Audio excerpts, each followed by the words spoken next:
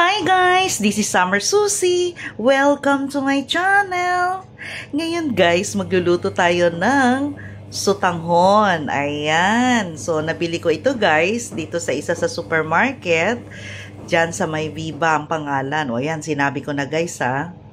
So guys, yung mga ingredients natin guys, of course, itong ating sutanghon. Tapos guys, maglalagay ako ng pechay instead na repolyo. So, hiniwalay ko guys ang green leaves dito sa ating stalk. Yan, kasi medyo matagal-tagal itong maluto. Tapos of course, pork ang ihahalo natin guys. Tapos maglalagay ako guys nitong mamasita, dark soy sauce, patis. Tapos maglalagay ako later ng itong sesame oil. Tapos paminta. And then guys, yung ating bawang, sibuyas, maglalagay ako ng magic sarap. And then guys, maglalagay din ako ng beef cubes, ayan, pork cubes, tapos butter para manamnam. And then yung ating carrots and itong ating Baguio beans. Ayan, so start na tayo guys. Ang gagawin ko guys, ibababad ko muna itong ating sutanghon para mabilis po siyang maluto. Hindi siya kakain ng maraming sabaw. So, lalagyan ko to guys ng water na mainit na may magic sarap para manamnam na siya guys. Okay? So, ayan na guys. Nag-prepare na ako ng mainit na tubig na may ginisa mix. Tapos, ayan guys, ilulublub na natin ang ating sutanghon. So, depende sa dami ng tubig na ilalagay nyo guys.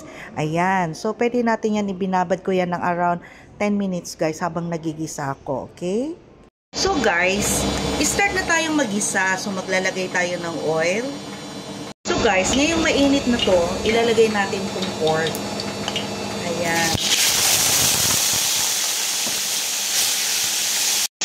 Magbabawas tayo ng oil nito guys kapag pumula na itong ating pork guys ha. Para hindi siya ganun karami ang oil. So hintayin natin ito guys na maging brown. So ito yung guys na binabad natin sa hot water na may ginisa mix. So ayan, sisip-sipin guys nung ating pansit, yung water, at least may lasa na siya guys. O diba? Ganyan ang technique guys para masarap yung ating pansit. So guys, ayan, brown na yung ating pork. So ilalagay ko yung ating butter para manamnam. Ayan. Tapos ilalagay ko na rin guys yung ating bawang and sibuyas. And then guys, itong ating sibuyas. Translucent yung ating onion. At medyo nasunog-sunog na siya. Pero okay lang yan guys. So, ilalagay ko na itong ating gulay. And then, toyo. And then, paminta. Then, pork cubes. Then, beef cubes. Ayan. Ihalo ko na rin to guys. Ayan. Then, hintayin natin guys, maluto ng about 3 minutes. So guys, check natin. Ayan. After 3 minutes guys, eto na siya. So, babawasan ko to guys. Ayan. Ito guys, at ito yung natira. So, dagdagan ko ito guys ng mainit na tubig para mabilis siyang, mabilis tayong makaluto. Ayan guys. Maglalagay ako ng mga half liter ng water. Ayan. Timplahan natin to ulit guys. Maglalagay tayo ng patis. Mga 2 kutsara. Ayan. Then, halo-halo. So, tikman natin siya guys.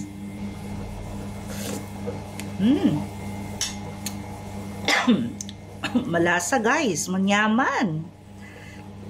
So, pwede ko na guys ilagay yung ating sutanghon. So, ito guys, ilalagay na natin. Ayan. So, ginupit-gupit ko ito guys para hindi siya ganun kahaba. Wala namang may birthday ngayon eh. So, okay lang nagupitin siya guys. Kasi yung mga belief natin, pag birthday, wag gupitin para humaba daw ang buhay. Wala man masama guys pag sinunod, 'di ba? Eh wala naman birthday ngayon. So, gugupitin natin siya. Ayan. So, ito na yung lahat, guys. Ayan. So, halu-haluin lang natin. Lagay ko na yung ating gulay. Ayan. At saka yung ating pechay. Then, haluin natin. Then, guys, maglalagay tayo ng konting oyster sauce para manamis-namis siya. Then, konting sesame oil. Hindi rin kasi, guys, masarap na maraming sesame oil. Ma-over ang ano niya. Ma-overpowered. Ayan, mga 1 to 2 minutes, guys. Luto na ito. Guys, takpan muna natin, guys. In natin ng mga about 1 to 2 minutes. Okay? Sa, ano lang, guys, dahan-dahan lang yung apoy.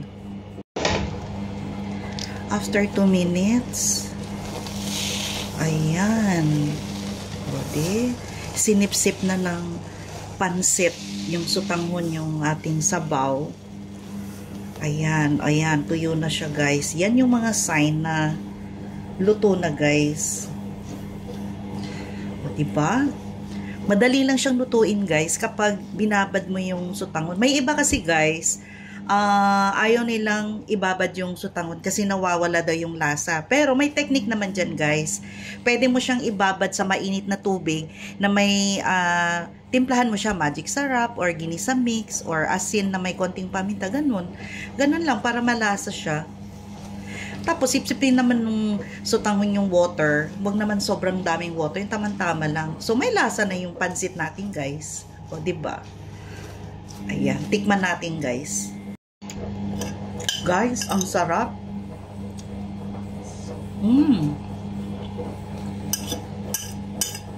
Malasa, guys. Luto na yung ating sutanghon. Oh my, ang sarap, guys. Manamnam talaga siya, promise. So guys, ano pang iniintay nyo dyan? So gayahin nyo na itong recipe.